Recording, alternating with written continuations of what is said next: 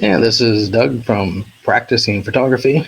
Yeah, glad you're here. Today, we're going to talk about the 400 megapixel feature that was released with Canon's firmware update 1.8.1. So check it out, 400 megapixels.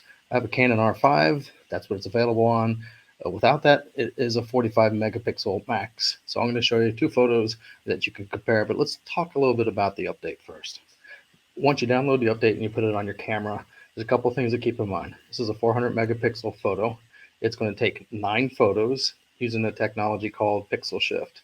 The sensor is going to float and take 9 different photos and then stack them on top of each other. So guess what? If it's moving the sensor around, you cannot be moving your camera. So you have to be on a tripod. You can try handheld, but you're not going to have good success. But you need to be on a tripod, and your subject needs to be stationary, not moving. So this is not going to work for wildlife photography. It's not going to work for portraits. So let's look at how we can use it. So as you can imagine, we go from 45 megapixels to 400 megapixels. Oh my goodness, what is the file size going to be like? In my testing, my 45 megapixels is around 45 to 50 megabytes, usually 45, 46. The 400 megapixel is showing up at 120 megabytes. I've seen some people saying that's going to fill up your hard drive. Well, guess what? It's not. It takes 9 photos. It takes about 4 seconds to get those photos processed to give you a JPEG, not a RAW, a JPEG file of about 120 megabytes. So taking one photo every 4 seconds is not going to fill up your SD card very quickly. You're going to take some time. If you're using your 45 megapixels and shooting between 10 and 20 frames per second, you're going to have a lot more storage requirements from that mode. So don't worry about filling up your hard drive. Play with this 400 megapixels. Leave a comment down below. What do you think? That was a quick overview on what the firmware update does for the Canon R5. So let's look at one of my photos I did. I did a couple different tries. I'm just going to show you one photo set that I did, and it's with one of my favorite characters, Tigger. And I'll move my photo down to the bottom, and I'll leave it here for a moment and see if you can guess which one of these two photos are 400 megapixels and which one is 45 megapixels from my Canon R5.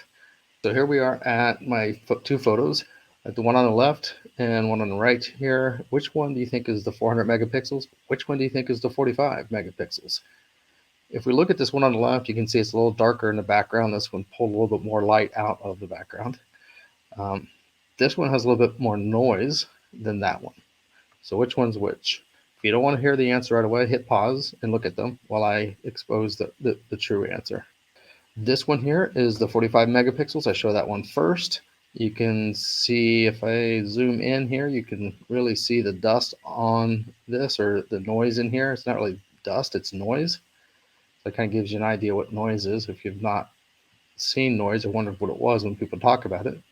This is the 400 megapixel photo, and when I zoom in, you can see there's a little noise, but I got to zoom way in to find it. So there's some benefit of the 400 megapixels on noise. But for the most part, the lines on Tigger are rather sharp in both photos, no matter which one you want to look at. So at the end of the day, I'm not that excited about the 400 megapixels. It's nice. It'll be good for like product photography or some very still shots that I want to do. But for the most part, I'm probably not going to switch to 400 megapixels to have to take 4 seconds to take a photo. So I hope you like this. If you did, hit the like and subscribe down below. Leave me some comments. Tell me what you think about this new feature with Canon R5. It's Doug Gabbard, Practicing Photography.